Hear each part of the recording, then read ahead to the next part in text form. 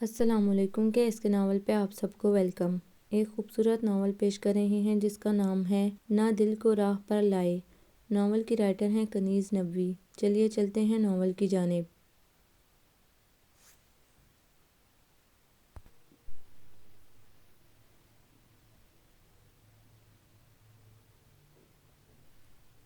اس نے تو آپ کی زندگی میں محبت کو ہمیشہ مہربان ہی دیکھا تھا، مگر اس لمحے جب زندگی کی بساط پر محبت کی مہروں نے ہجر، جدائی اور بچھوڑے کی چال چلی تو اسے پہلی بار پتہ چلا کہ محبت ظالم بھی ہو سکتی ہے۔ اس نے دھندلائی نظروں سے دور ہوتی انیسہ عارف کو دیکھا جو اسے ناکردہ گناہ کی سزا سنا گئی تھی۔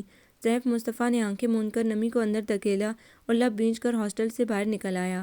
واپسی کا سفر ہمیشہ تھکا دینے والا ہوتا تھا، مگر ایک سرشاری بھی ہوتی جو اس کے رگ و پے میں دوڑتی رہتی، مگر آج واپسی کا سفر نڈال کر دینے والا تھا کہ ہجر عارضی نہیں، ہمیشہ ان کے بیچ ڈیرا ڈالنے کی تیاری پکڑے ہوئے تھا۔ سیف مصطفیٰ نے ہمیشہ کی طرح گاڑی میں بیٹھنے سے پہلے سر اٹھا کر اوپر دیکھا، جہاں ایک وجود اپنی دل فریب الوداعی مسکراہٹ لیے ہمیشہ موجود ہوتا، مگر آج نہ تو ہلتا ہوا ہاتھ تھا، نہ آنکھوں میں ملن کی آس لیے مسکراتے ہوئے ہونٹ۔ وہ خوبصورت وجود کہیں بھی نہیں تھا۔ اسے اچانک پردہ ہلتا ہوا نظر آیا اور ایک دھندلا سا سایہ۔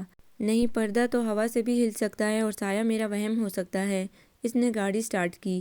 اس کی آنکھوں میں چھپی نمی اب گالوں پر تیر رہی تھی، اور جب اس نے ہمیشہ کی طرح مڑ کر دیکھا تو اس سمے انیسہ عارف کا دل چاہا کہ وہ سامنے آ کر اس سے چلا کر رک جانے کو کہے اور ڈرائنگ روم میں اس کے سامنے بیٹھ کر خود سے کیا ہوا اقرار دہرا دے۔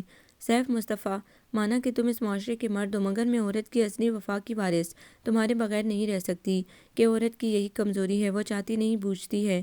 اس کا محبوب عام سا مرد ہو کر بھی اس کے لیے دیوتا کا درجہ رکھتا ہے، اور یہی لغزش خیال اس کو کہیں کا نہیں چھوڑتی۔ مگر اس سے پہلے کہ وہ سیف مصطفیٰ کو بلاتی، اس کی نظر سائمہ کی میز پر پڑی اور اس کے آنکھوں کے سامنے دھند چھا گئی۔ ٹیبل پر پڑے پھول جو مرجھا چکے تھے، سائمہ کے وجود کی طرح آنسو اس کے رخساروں پر بہے تو بکھرے خطوط، کھلی ہوئی ڈائری کے پڑ پڑاتے ورق، سارے منظر واضح ہونے لگے۔ وہ سیف مصطفیٰ کو بھول گئی، اپنی محبت کی تپسیا کو بھول گئی یہ بات بھی کہ وہ محبت کی پجارن تھی۔ اس کی نظروں کے سامنے سائمہ جبی کی ادھ کھلی آنکھیں، پھٹے ہوئے ہونٹ اور ابھرا ہوا پیٹ جو سفید چادر میں بھی نمایاں تھا۔ اس کی سسکیاں آہستہ آہستہ بلند ہوتی گئیں۔ نہیں سیف مصطفیٰ، میں تم پر اعتماد نہیں کر سکتی، تم بھی تو اس معاشرے کے مرد ہو، تمہارے اندر کا مجھے کیا پتہ۔ محبت کے سپنے آنکھوں میں سجانے والی بھولی بھالی لڑکیاں، کیا جانے شکاریوں کی نیت کا فطور۔ ہماری یہ بے علمی ہی تو ہمیں کھا جاتی ہے۔ اس نے اضطراب سے سر تکیے پر پرکھا۔ اس کی آنکھوں میں ماضی کا ایک ایک عکس روشن تھا۔ وہ دن بڑا خوشگوار تھا جب وہ اماں جان اور بابا جان کی خواہش پر LMC جام شو روم میں داخلہ لے کر آئی تھی۔ حیدرآباد سے واپس گاؤں پہنچی تو اماں اس خبر سے ہی نہال ہو گئی کہ اس کی بیٹی کو میڈیکل میں داخلہ مل گیا ہے۔ وہ اسے خوشی سے چومتی اور بات بے بات مسکراتی تو رئیس عارف نظامانی دھیمے سے مسکرا دیتے۔ تب انیسہ عارف دونوں ہاتھ کمر پر رکھ کر باپ کو شرارت سے دیکھتی، اس سے پہلے کہ وہ ہمیشہ کی طرح کہتی، بابا جان کھل کر ہنسیے۔ رئیس عارف کہکا لگا کر ہنس پڑے جیسے شرارت کرتے پکڑے گئے ہوں، اور اس نے ہمیشہ کی طرح ہنستے ہوئے باپ کے گلے میں بائیں ڈال دی۔ بابا، آپ اماں کی باتوں پر یوں چھپکے چھپکے مسکراتے ہیں، بہت اچھی لگتی ہے نا اماں آپ کو؟ ظاہر ہے عمر گزاری ہے اس کے ساتھ۔ رئیس عارف نظامانی کے لبوں پر مسکراہٹ اور گہری ہو جاتی۔ بہت چاہا ہے نا آپ نے اماں کو، ہے نا بابا؟ اس نے شرارت سے آنکھیں پھیلائیں۔ ایڈی وڈی تھی گئی ہے پر پیو نال چوڑی رہندی ہے، اصل ڈگی جو ڈگی۔ اتنی بڑی ہو گئی ہے پر باپ کے ساتھ چمٹی رہتی ہے، اصل گائے کی گائے۔ عائشہ بیٹی کی باتوں پر جز بز ہو کر بولیں، بابا دیکھیں اماں مینوں کیا کہندی پئی ہے۔ اس نے منہ بسور کر کہا تو رئیس نے ہنس کر اسے اپنے ساتھ لگایا۔ آپ کی یہ جانبداری مجھے ایک آنکھ نہیں بھاتی۔ عائشہ نے بگڑ کر کہا، تمہاری ماں سے اختلاف نہیں کر سکتا۔ بابا نے بائیں ہاتھ کی شہادت کی انگلی اپنے دل پر رکھی۔ بابا، اماں آپ کی چچا زاد تھیں اور آپ کے ہی گھر رہتی تھیں، دادا نے ہی پرورش کی، پھر آپ دونوں کے بیچ تو کوئی ظالم سماج نہیں تھا نا؟ اس نے چپکے سے باپ کے کان میں کہا تو رئیس عارف ہنس کر دھیرے سے بولے، بس بیٹا نصیب سے ڈر لگتا تھا۔ موئی یہ کیا خسر پسر کرندی پئی ہے پیو جی کن وچ؟ موئی یہ کیا خسر پسر کر رہی ہو باپ کے کان میں؟ ماں نے کہا تو اس کے بھائی نے بھی چھیڑا، ہاں موئی کیا کہندی پئی ہے سنا؟ دیکھ فیروز خان، میری دھی کو تو کچھ نہ کہہ، نت میں تیرا دانا پانی بند کر چھوڑ ساں۔ رئیس عارف نے ہنستے ہوئے بیٹے کو دھمکایا، بابا ایویں تو نہ کہہ اے نہ دے ساموں، اے پہلے امی سر چڑھی گئی ہے۔ بابا یوں تو نہ کہیں اس کے سامنے، یہ تو پہلے ہی سر چڑھ گئی ہے۔ میری خواہش تو بیٹی نے پوری کیتی ہے نا فیروز؟ میرا پٹ بھی ایڈی زمینیں پیا سنبھال دائے، یہ کوئی ننڈا کم ہے؟ میرا بیٹا بھی اتنی زمینیں سنبھالتا ہے، یہ کوئی چھوٹا کام ہے؟ اس کی ماں نے جلدی سے لقمہ دیا۔ دیکھیں بابا، ماں کو تو ہر صورت بائی ہی اچھا لگتا ہے۔ اس نے شکایت کی تو وہ ہنس پڑے۔ تیری ماں کے معاملے وچ میں نہیں بول سکدا، میری مجبوری ہے نا۔ وہ باپ کے کہنے پر کھلکھلا کر ہنسی۔ مائی عائشہ تیکوں مبارکہ ہون، تیری دھی کو میڈیکل وچ داخلہ مل گیا ہے۔ ادی ناہید بھی خبر سن کر آ گئی تھی۔ ہاں ادی، ولی میں خیر مبارکہ، وہ ہنس کر اس کے گلے لگیں۔ ادی ناہید بھلی کریں آئیں۔ رئیس عارف نے اٹھ کر اس کے سر پر ہاتھ رکھا۔ ادا بلائی، مگر آج میں بھی مٹھائی کھا کر جاؤں گی۔ ہاں ہاں ادی، کیوں نہیں، ڈھیروں مٹھائیاں، میں ابھی فیروز کو ماتنی بھیجتا ہوں مٹھائی لینے۔ مگر ادی آج ہمارے ہاں صرف مٹھائی نہیں، روٹی بھی کھا کر جانا۔ عائشہ ادی کی پسند کی چیزیں فیروز کو بتاؤ، وہ لے آئے۔ مائی عائشہ دیکھ، آج تو ادا عارف بڑا خوش ہے۔ ناہید ہنسی۔ ادی، دو ہی تو میرے بچے ہیں، ان کی خوشیوں میں خوش نہیں ہوں گا تو پھر کن کی خوشیوں میں خوش ہوں گا؟ ہاں ادا، تو ہی تو میرے بھائی ہو، پھر تمہاری اولادیں بھی دو، اور وہ جو گیا تو پھر لوٹ کر نہ آیا، اس کا بھی ایک دانہ ہے، اللہ اسے لمبی عمر دے۔ بابا کے تو دو ہی پوتے ہوئے نا۔ ناہید نے گہری سانس لی۔ اس نے دیکھا بابا ایک دم چپ سے ہو گئے اور اماں کسی بہانے سے اٹھ گئی تھیں، اور جب وہ اسے ایک پرائیویٹ ہاسٹل میں چھوڑنے آئے تو اس نے ہمت کر کے پوچھ ہی لیا، بابا اس شہر میں چاچا بھی تو رہتے ہیں، آپ اگر دوسرے ہاسٹل سے مطمئن نہیں تھے تو مجھے وہاں بھی چھوڑ سکتے تھے۔ تب عارف نازمانی چند لمحے چپ سے رہ گئے۔ بس بیٹا، اس نے ہمارے ساتھ کوئی تعلق سرے سے رکھا ہی نہیں، پھر میں تجھے کیسے وہاں چھوڑ آتا؟ مگر بابا، آخر چاچا نے ہم سے تعلق کیوں توڑے رکھا؟ زندگی میں پہلی بار ہمت کر کے اس نے پوچھ ہی لیا۔ بس بیٹا، کچھ لوگ ہوتے ہی سر پھیرے ہیں، ہم ان کو کیا کہہ سکتے ہیں؟ اسے لگا وہ اسے صاف ڈال رہے ہیں، پھر وہ خاموش رہی۔ ٹھیک ہے بیٹا، اب تم جاؤ اور اپنا کمرہ دیکھو، میں جب تک میڈم حمیدہ سے مل لوں، اور ہاں پھر آفس آ جانا تاکہ میں میڈم حمیدہ سے تمہارا تعارف بھی کروا دوں۔ وہ ایک 3 منزلہ بنگلہ تھا جس کی 2 اوپر والی منزلوں کے کمروں میں کچھ بیڈ ڈال کر ہاسٹل کا درجہ دیا گیا تھا۔ نیچے والے پورشن میں میڈم حمیدہ کا بیڈ روم، آفس اور ڈرائنگ روم تھا، جس میں ہاسٹل میں رہنے والی لڑکیوں سے ملنے والے بھی آ کر بیٹھتے اور جس کو لڑکیاں مشترکہ ڈرائنگ روم کہتی۔ باقی کے 2 کمروں میں ایک میڈم حمیدہ کا گیسٹ روم تھا جس میں کبھی کبھار ہی ان کے مہمان آ کر رونق بخشتے، کیونکہ میڈم حمیدہ مفت میں مہمانداری کی قائل نہیں تھی، اور ایک کمرے میں بڑا ٹی وی رکھ کر اسے ٹی وی لاؤنج کا نام دیا گیا تھا۔ اس ٹی وی لاؤنج میں بھی لڑکیاں شاذ و نادر ہی آ کر بیٹھتی، اس لیے کہ میڈم حمیدہ کا مزاج پل میں تولا پل میں ماشا تھا۔ اکثر ہاسٹل میں رہنے والی لڑکیاں اس بات کا خیال رکھتی کہ ان کا سامنا کم سے کم ہو، البتہ میڈم حمیدہ کا رویہ ملازموں سے بڑا اچھا رہتا، کیونکہ وہ خوش دلی کا مظاہرہ کر کے پیسہ کم دیتی اور کام زیادہ لیتی۔ وہ اس ہنر سے واقف تھیں کہ کام پڑنے پر گدھے کو باپ کیسے بنایا جاتا ہے۔ البتہ وہ ہاسٹل کی لڑکیوں پر بڑا سخت پیرا رکھتی، کون کس وقت یونیورسٹی سے فارغ ہوئی ہے، کس کی جاب کا کیا وقت ہوتا ہے۔ کسی کو ذرا دیر ہوتی تو آتے ہی وہ آفس کی کھڑکی سے سر نکال کر ڈپٹنے والے انداز میں استفسار کرتی، میڈم راستے میں دیر ہو گئی، ٹریفک جیم تھی، یا راستے میں بس خراب ہو گئی؟ آنے والی بیگی بلی بنی صفائی پیش کرتی۔ جواب دے کر یوں بھاگتی کہ پیچھے بیچاری میڈم کو غصے سے بھی زور سے کرنا پڑتی تاکہ وہ بھی سن لیں، اور کمرے میں آ کر جو لڑکیاں ان کا ریکارڈ لگاتی، طرح طرح کے نام رکھ کر دل کی بھڑاس نکالتی۔ اس کے ابتدائی دن تو سکون کے ساتھ گزر گئے۔ اس کی روم میٹ جو ابھی چھٹیوں پر گاؤں گئی ہوئی تھی، البتہ اسے یہ فکر ضرور تھی کہ پتہ نہیں وہ مزاجاً کیسی ہو اور اس کے ساتھ وہ گزارا کر بھی سکے گی یا نہیں، لیکن ہاسٹل کی دوسری لڑکیوں نے سائمہ جبی کا ذکر اچھے لفظوں میں کیا تو اسے کچھ اطمینان ہوا۔ کتنے ہی ماتمی لمحے گزر گئے۔ اندھیرا صرف اس کے کمرے میں ہی نہیں، اس کی زندگی میں بھی در آیا تھا۔ پچھلے 3 گھنٹوں سے سیف مصطفیٰ جو اندھے منہ پڑا تھا تو کروٹ بھی نہیں بدلی تھی، وہ یوں سکتے کے عالم میں پڑا تھا کہ دل کی دھڑکن کی آواز اسے واضح سنائی دینے لگی، جیسے وہ بھی سینہ کبھی کر رہا ہو۔ اس کا سارا جسم انجانے درد سے دکھ رہا تھا۔ وہ میرے ساتھ ایسا بھی کر سکتی ہے؟ کیسے یقین کر لوں اس کے لفظوں پر؟ کیا میری محبت اتنی کمزور تھی؟ کیا میری لگن میں کوئی کھوٹ تھی؟ میں نے تو محبت کو پوری سچائی سے برتا تھا۔ پھر تم نے ایسا کیوں کیا انیسہ عارف؟ کیوں کیا تم نے ایسا؟ اس کے دل میں اسی سوال کی ہوک تھی اور کانوں میں اس کی آواز، تمہیں کیا پتا سیف مصطفیٰ، میرا اعتبار کرچی کرچی ہو گیا ہے، تم بھی تو اس کے دوست ہو، اس سے مختلف کیسے ہو سکتے ہو؟ اب میں تمہارے ساتھ نہیں چل سکتی، اس لیے کہ جہاں بے اعتباری کا موسم در آئے وہاں محبت ہار جاتی ہے، اس لیے تمہارے اور میرے راستے جدا ہو چکے ہیں۔ اور سیف مصطفیٰ کو یقین نہیں آیا تھا کہ انیسہ عارف اس کے ساتھ یوں بھی کر سکتی ہے، بغیر کسی صفائی کے، اسے وضاحت کا موقع دیے بغیر قرار دے کر اسے سزا سنا دے گی۔ اس کی آنکھیں نم ہو گئی تھی۔ اس وقت وہ اسے کہنا چاہتا تھا کہ نہیں انیسہ عارف، تم مجھے صرف ایک مرد ہونے کی سزا نہیں دے سکتی۔ وہ پوچھنا چاہتا تھا کہ محبت کے ان 2 سالوں میں کبھی بھی میں نے کوئی ایسی اونچی حرکت کی ہے انیسہ عارف کہ جس سے سیف مصطفیٰ کی حوث چھلکنے لگے، مگر وہ سکتے کے عالم میں کھڑا اسے سنتا رہا تھا۔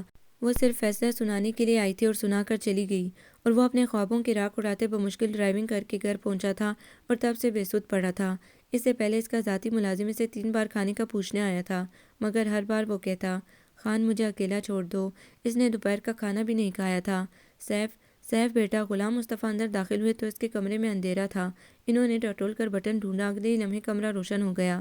سیف، انہوں نے غور سے دیکھا۔ اوندھے منہ پڑے ہوئے اس کے وجود میں اس پکار پر کوئی جنبش نہ ہوئی تو وہ چھوٹے چھوٹے قدم اٹھاتے اس کے بیڈ پر آ بیٹھے۔ سیف بیٹا، طبیعت ٹھیک ہے؟ انہوں نے اس کا شانہ تھپکا۔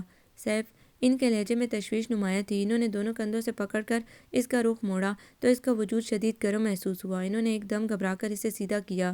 سیف مصطفیٰ کا چہرہ دھواں دھواں ہو رہا تھا، اس کا سارا وجود جل رہا تھا۔ انہوں نے گھبرا کر ملازم کو آواز دی۔ خان محمد دوڑا دوڑا آیا، وہ اس کی مدد سے اسے اسپتال لے آئے۔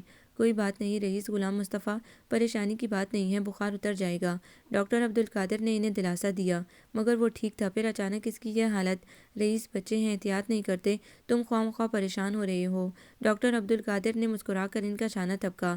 تم ٹھیک کہہ رہے ہو یا صرف مجھے دلاسا دے رہے ہو؟ انہوں نے مشکوک نظروں سے ڈاکٹر کو دیکھا۔ یہ تمہاری شک کرنے کی عادت نہیں گئی؟ ارے یار، کبھی تو اعتبار کرنا بھی سیکھو۔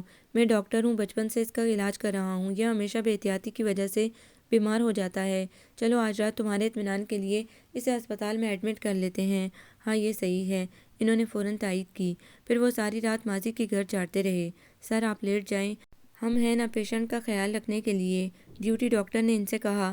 نہیں، مجھے نیند نہیں آ رہی۔ انہوں نے سہولت سے منع کر کے کرسی کی پشت سے ٹیک لگا لی اور ماضی کا ایک خوبصورت منظر ان کے سامنے آ گیا، جب بیبی کاٹ میں اس گلابی وجود نے ان کے وجود میں سرشاری انڈیل دی تھی۔ انہوں نے اسے اٹھا کر بے تحاشا چومنا شروع کیا تو ان کی بیوی بول پڑی۔ ارے ارے، کیا کرتے ہیں آپ، چھوٹے بچے کو اتنا نہیں چومتے۔ کیوں نہیں چومتے؟ اور پھر جب انہوں نے ڈرائیور کو مٹھائی دے کر گاؤں بھیجا تو ان کی ماں دوڑی دوڑی آئی تھی۔ دیکھ، میں تیرے بیٹے کے لیے کیا کیا لائی ہوں۔ وہ ایک ایک چیز انہیں دکھاتی اور وہ خوشی سے نہال ہو جاتے۔ اماں، آپ کو کیسے پتہ تھا کہ میرے ہاں اولاد ہونے والی ہے؟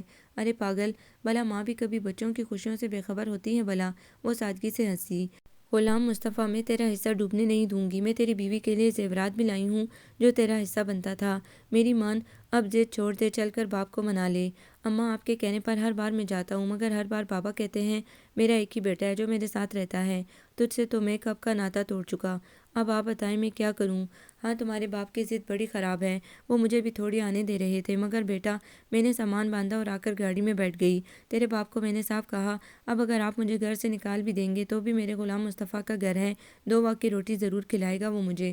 بس اب نہیں رکوں گی، شکر ہے تو نے گاڑی بھی بھیجی تھی، وہ مسرت سے بولی۔ اماں، یہ میرا نہیں آپ کا گھر ہے، اس پر آپ کی حکومت چلے گی۔ وہ ماں کی ٹانگیں دبانے لگے تھے اور وہ جتنے دن رہیں ساس بہو کی خوب بنی۔ مریم بڑے شوق سے ان سے گاؤں کی باتیں پوچھتی اور پھر وہ گئی تو ایسی کہ واپس لوٹ کر نہیں آئی۔ انہوں نے کئی بار ڈرائیور کو بھیجا مگر وہ ہر بار کہتی میں آؤں گی کسی دن، مگر اس دن سے پہلے ہی وہ چل بسی اور انہیں بتایا بھی نہیں گیا۔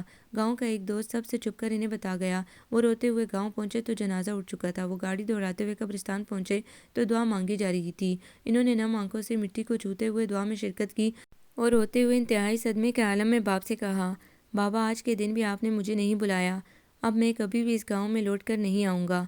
آج سے پہلے آپ نے مجھ سے تعلق توڑا تھا مگر آج میں ہر تعلق توڑ کر جا رہا ہوں۔ اور وہ اپنے عہد کے ایسے پکے نکلے کہ پھر لوٹ کر گاؤں نہیں گئے۔ ماں کے چلم کے بعد انہیں اپنے حصے کی زمینوں کی کاغذات ملے تو وہ حیران رہ گئے۔ یہ تو انہیں بعد میں پتہ چلا کہ ان کے باپ نے ان کی ماں کو چھیڑنے کے لیے ان سے کہا تھا کہ تو غلام مصطفیٰ سے ملنا چھوڑ، میں اسے جائیداد کا حصہ دے دوں گا، اور وہ ایسی بھلی مانس کے اس ایک بات کو لے کر بیٹھ گئیں۔ اور جب چند سال بعد جب وہ بیمار ہو کر اسپتال میں داخل ہوئے تو وہ انہیں دیکھنے جاتے اور روزانہ گھر سے کھانا بنوا کر لے جاتے۔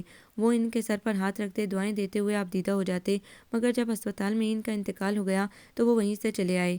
ویسے بھی ماں باپ کے بعد گاؤں میں اب ان کا رکھا ہی کیا تھا سوائے ایک بھائی کے جس کی وجہ سے وہ جلاوطنی کاٹ رہے تھے۔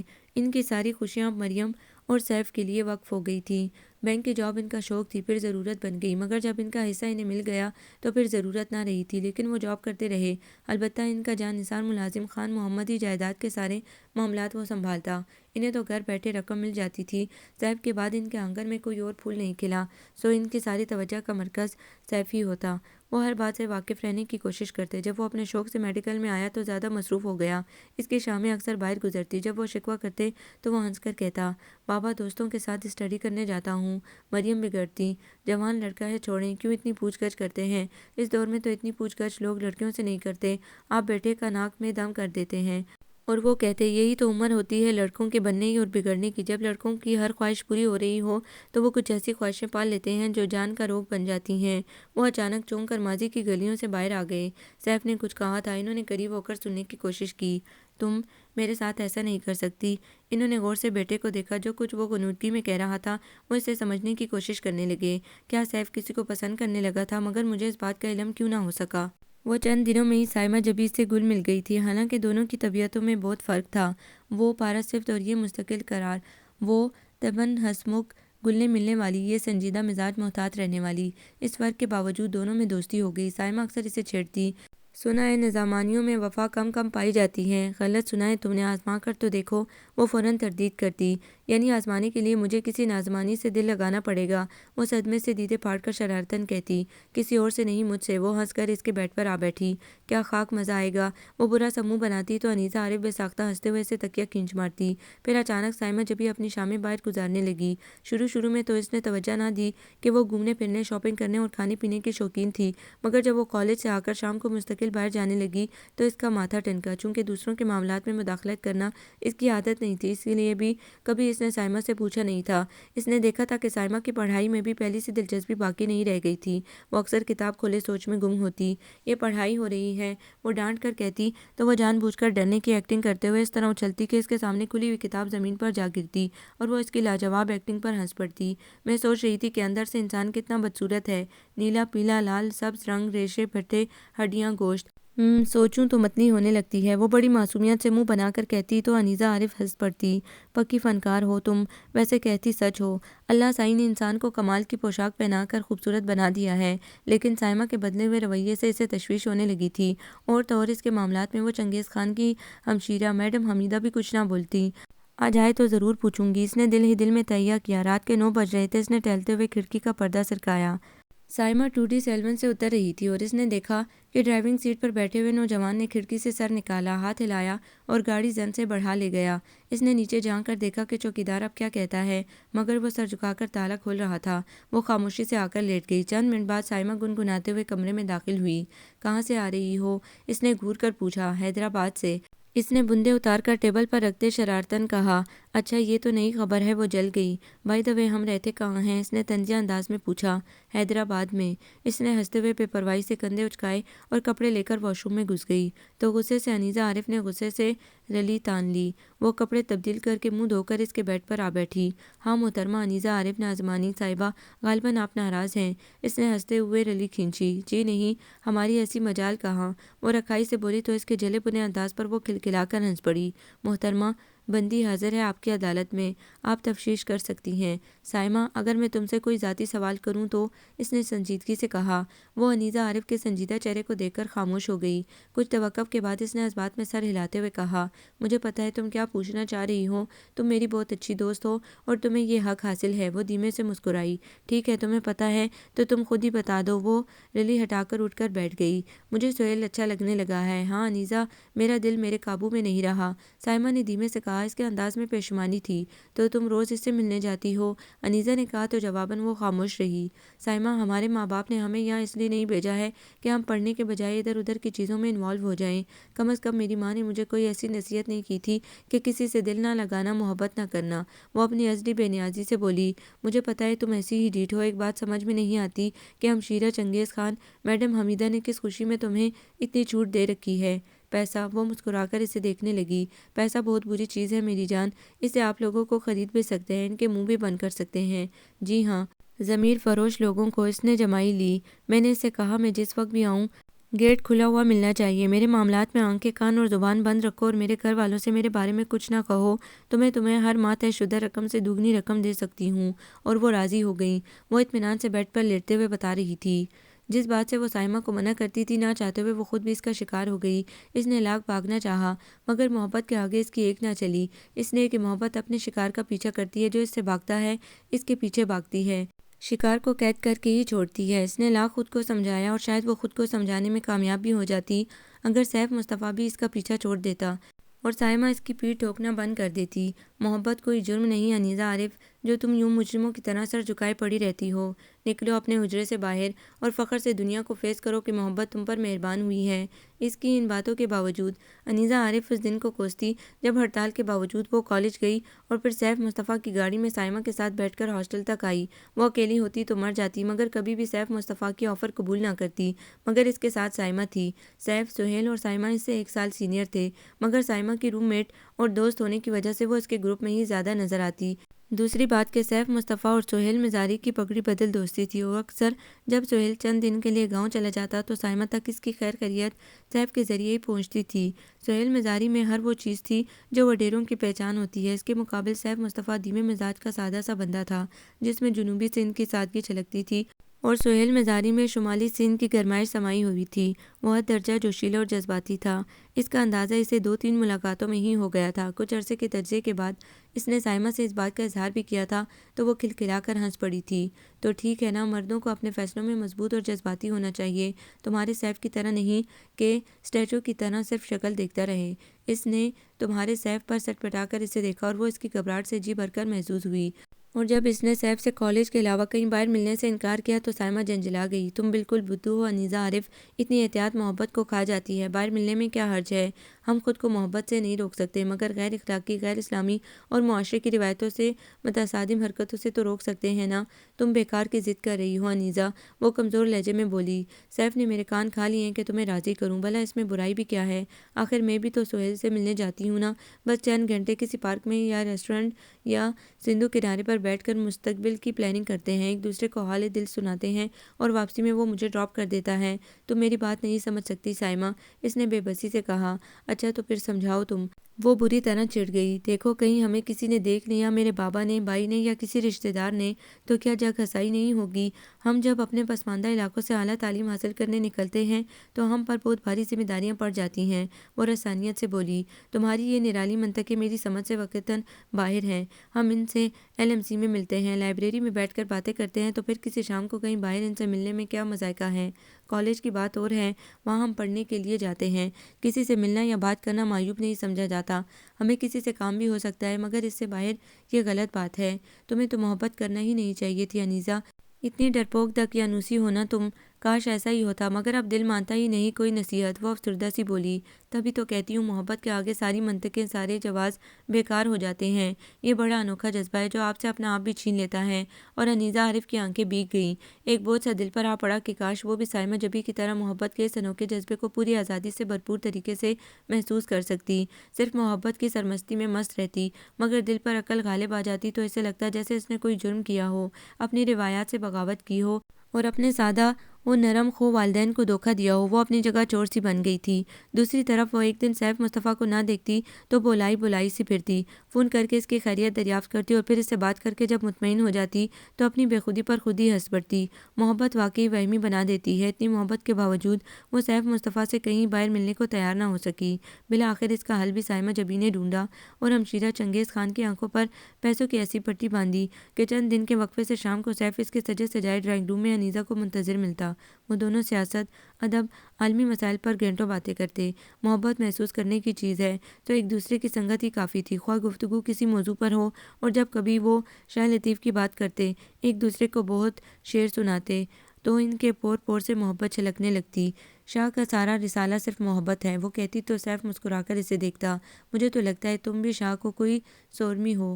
اچھا، وہ بے ساختہ ہنس دیتی۔ شاہ کی تو بہت ساری سورمیاں ہیں، میں کون سی والی ہوں؟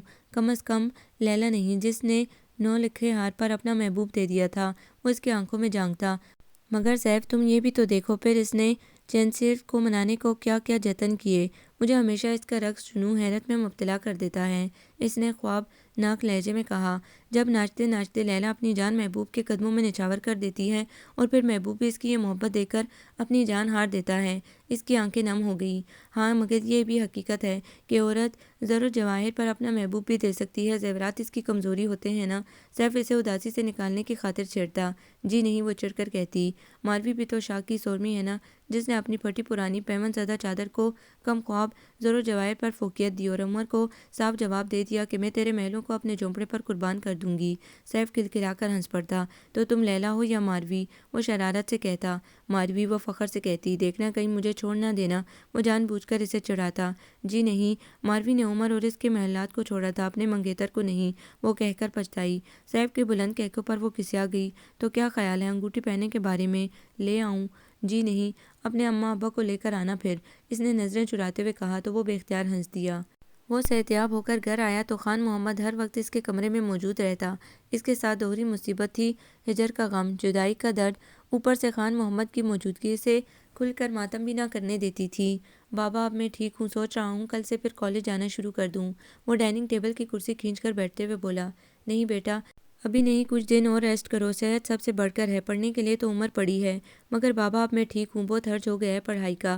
اس نے بے دلی سے بریانی پلیٹ میں نکالی۔ کوئی حرج نہیں ہوتا، میں نے بات کر لی ہے تمہارے پروفیسر سے، ویسے بھی چند دن بعد تمہاری ماں اور ماموں عمرے سے آ رہے ہیں، چلو کراچی چلتے ہیں، وہاں تم ماموں کی فیملی کے ساتھ رہو گے تو تمہارا جی بہل جائے گا، گھر میں تو اکیلے ہی پڑے بور ہوتے رہتے ہو۔ نہیں بابا آپ جائیں، میں یہیں ٹھیک ہوں، جس دن اماں آئیں گی اسی دن یہاں سے ریسیو کرنے جاؤں گا۔ اس کا دل اچانک کھانے سے اچاٹ ہو گیا۔ ارے ارے کھانا تو کھاؤ۔ بس بابا دل نہیں چاہ رہا، وہ اٹھ کر اپنے کمرے میں آیا۔ میں تو تنہائی کو ترس رہا ہوں کہ اس کی یادوں سے جی بہلا سکوں۔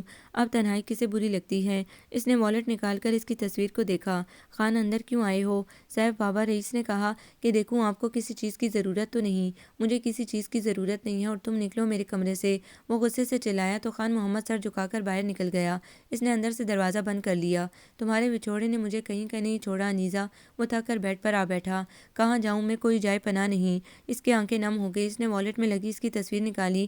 وہ یک ٹک اس کے ہنستے ہوئے روپ کو دیکھتا رہا۔ آنسو ایک دوسرے کے پیچھے اس کی گود میں گم ہوتے رہے۔ دوسرے دن جب رئیس غلام مصطفیٰ باہر نکلے تو وہ سیدھا LMC چلا آیا۔ شاید اس نے فیصلہ بدل لیا ہو، پھر سے پڑھائی شروع کر دی ہو۔ فراز، اس نے انیزا کے کلاس فیلو کو آواز دے کر روکا۔ ارے تم کہو کیا حال ہے، طبیعت ٹھیک ہے اب تمہاری؟